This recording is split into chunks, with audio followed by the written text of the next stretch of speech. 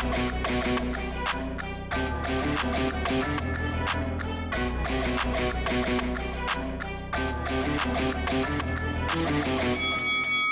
guys, welcome to Boxing Squared for boxing news and views from around the internet. If you ever thought that Deontay Wilder would be fighting a journeyman in Kansas in June of 2025, I think you probably would have made good money on placing that bet. But here we are in 2025, Deontay Wilder looking to bounce back from consecutive losses to Joseph Parker and then Zhang Jilei a year ago. He will face Tyrell Herndon, and this will be June 27th in Kansas. It's an event promoted by Global Combat Collective, and it will be on BLK Prime.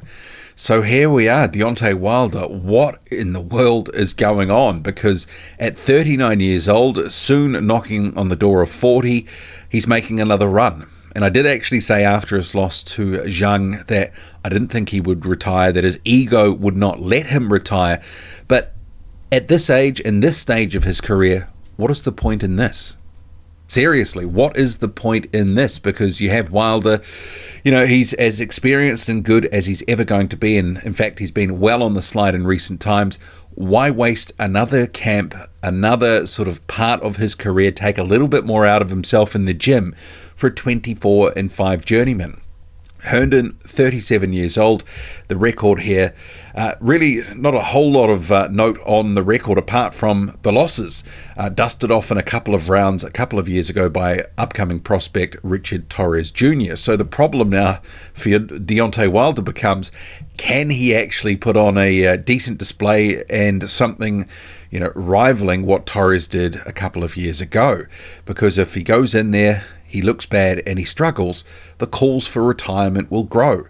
And he wants to be back at the big show, and they've put this one here as Legacy Reloaded. So he wants to make another run. He wants to get back to the big show. But, I think the thing is, you have to ask the question, well, what is the point? At this stage for Deontay Wilder, it feels like a wasted camp, a wasted opportunity. I'm sure there were other fights potentially out there for him. Francis Ngannou was calling his name, and that is still a fight that they could make.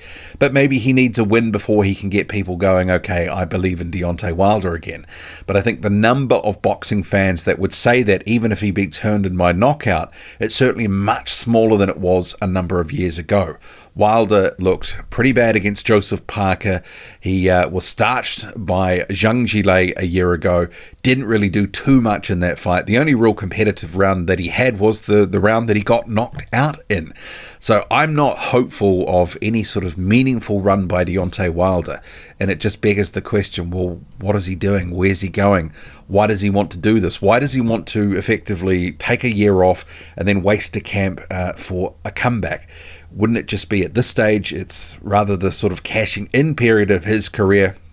Why not just go for some big name, whatever he can get? Something a bit more meaningful, because regardless of the outcome of this, even though it may build a little bit of confidence, it's not going to prove anything, and no one's going to believe anything off the back of it. As it stands, Deontay Wilder, record 43, 4 losses and the 1 draw. 39 years old. He's now rated the number 34 heavyweight in the world in BoxRec. He's only got 1 win this decade.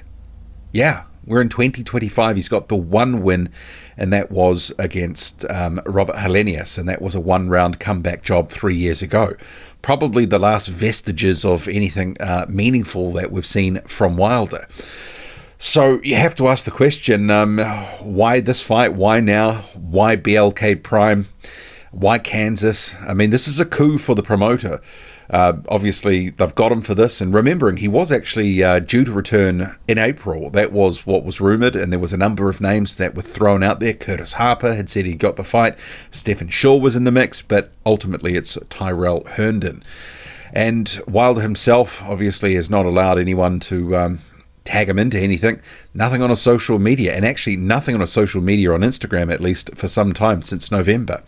The Twitter is even longer, 2023. So is he going to be really selling this fight, or is it just the last vestiges of the credit from his name that's going to help do so? So it's about $6 for a BLK Prime subscription, but I imagine that a lot of people will probably be trying to find the fight through other means. That's just, I think, how it is these days. Herndon, though, he is actually looking forward to this fight. Back in January, he'd called Wilder out, said that was a fight that he was chasing. So this is a name that obviously has been potentially in the mix and ultimately has got the fight. So he's doing something to promote the fight. So it's a coup for Herndon at this stage. I'm sure he'll probably get very good money, maybe even career best money. So you got to say good on him for getting the fight and getting this opportunity.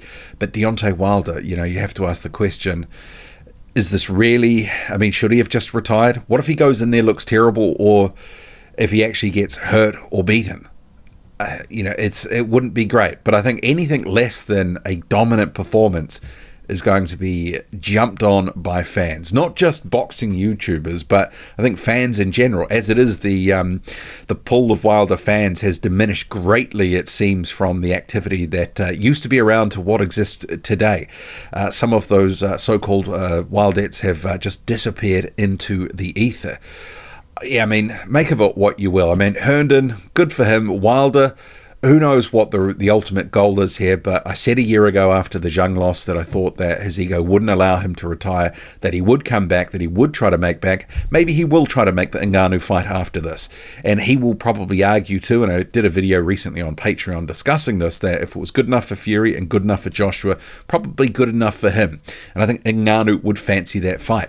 Maybe Wilder has delusions of getting other fights that he probably thinks that he deserves, but given all the losses in recent years, his standing in the heavyweight division has fallen considerably. Obviously, that performance against Joseph Parker, barely able to throw a punch, not too much better against Zhang Zhilei, and laid out, and almost a comical ending to that fight. Getting clipped and then seemingly complaining to the referee before getting laid out, sparked out, and now we're seeing him, or will see him, effectively a year on from that defeat. Deontay Wilder, Tyrell Herndon, June 27, BLK Prime, promoted by Global Combat Collective. What do you make of it all? Drop a comment, loud and often. Hit like, hit subscribe, follow me on Twitter. Boxing_squared. I'm out.